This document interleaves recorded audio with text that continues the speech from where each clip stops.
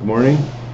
Today we're here at Hanna Honda and I'm interviewing Scott, who's one of the mentor shop foremen here, and we're going to talk a little bit about flat rate for you Honda techs. So Scott, good morning. There we go. Get you focused in here. Okay, so to start with, what kind of a pay structure do you work at here in Hanna Honda? It's team flat rate. Okay. And do you like it? Do you think it's an advantage for the students, for just employees in general? Yeah, I think team flat rate in itself gives the ability for the technician, especially younger technicians starting out, to be able to have assistance from older technicians because it's a group effort. It's not just a individual flat rate system. Okay, good.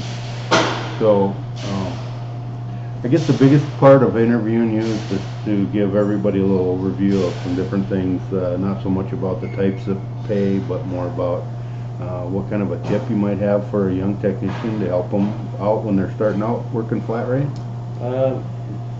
Main things are to be organized, develop routines, so you know that after each routine you do, that process is done, so you don't forget things, big things, and people get carried away with the job and people around them and everything like that, and it tends to kind of be distracting. So anything you can do to develop a routine to make sure you're doing it correctly, and then once you have that routine, then you can build on speed, I guess, would probably be the... So in other words, you'd say in a short that take your time, do it right the first time. Learn how to do it right the first time. And then the speed comes. And then the speed comes, correct. Okay. So do you have any particular system or work habit that helps you maintain your efficiency? Any little trick or anything like that? Just the things I mentioned. Just those things? I mentioned that before is, again, develop systems that work, and then be very diligent about that, and then be very organized. Okay. What do you see as the biggest mistake that technicians make when working the flat rate system? Well, major thing is they don't ask enough questions. Okay. And then they get lost in a car, and 3 hours later, when they've only got an hour's worth of time, then they start asking questions. There's a lot of knowledge, at least in our store, which might help them get that car fixed quicker, because that's the name of the game is get the car fixed correctly and quickly at the same time. So mainly the thing that, if I could summarize a little bit, then probably one thing that we would look at as a young technician is to make sure that communicate and ask enough questions. Mm-hmm. Have a relationship with your mentors and the people in the shop, so you can go to them for anything, and they'll help you learn. And the more people you know, the more you learn, right? Yep. The old saying is surround yourself with good people, and you'll succeed. So I'm going to skip past a couple of these questions I have prepared here, but one of them I think is important is that how would you measure success as a technician? I know it's different for everybody. Some people consider turning a whole bunch of hours as success. Some people consider being able just to be able to get cars fixed. What's your personal feeling on that? Well, in the beginning, I'm sure, partially as a beginning technician, it was monetary. Next, same type of hand in hand would be hours wise. As you get older, I guess it changes a little bit, and you're just trying to get the cars fixed quickly without any comebacks. You want the whole team to succeed versus individual flat rate. You're more based about yourself and what Sure. you can do. That's really about it, making sure that the customer's happy so they come back, because inevitably if they don't come back, you don't have a job. So Sure. Yeah, well, the customers are the most important thing. So do you have any other advice you'd like to share pertaining to share pertaining to working in a dealership? Any advice you could give a young tech coming into the shop? Just again, ask a lot of questions. Don't be afraid to do that, because that's the biggest mistake I'd say anybody has. Okay.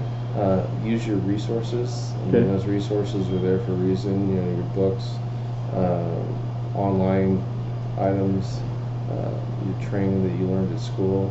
Sure. All those things play an important key. And the main thing is, in flat rate, you're just trying to get that car fixed and fixed correctly as quickly as you can, so you can move on to the next car. And you know, that's kind of how flat rate is based. So the quicker you can utilize those resources, you know, hopefully the quicker you can fix the car. Sure. Do you feel, let me just ask you this. So as far as, we've talked a lot about the flat rate system, and you know, there's obviously other different types of pay plans. There's sliding scale, flat rate, there's salary and commission and hourly and all that. What do you think is for a young guy coming into the shop? I know most of the people will start out hourly. Mm-hmm. I think in your shop they start on the team flat rate right away, are they? So with our shop, they start out kind of hourly per se, Yeah. and then as things progress, they get into the team flat rate.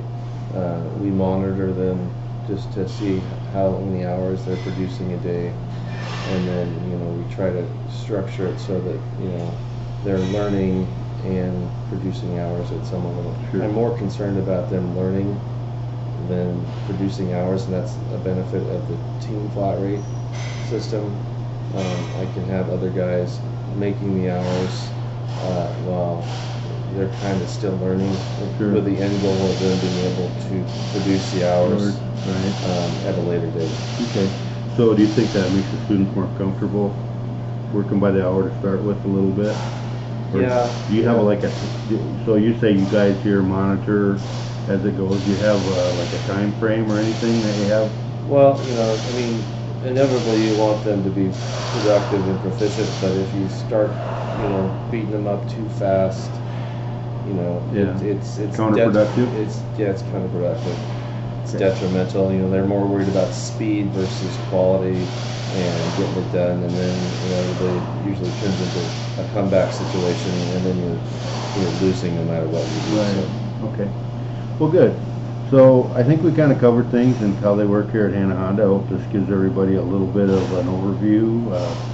Put this together with a couple other interviews, and I'd like to thank you, Scott, for being on camera here. And do you have anything else you want to add? Just keep it up, do a good job, and don't forget to ask questions. All right. Thank you.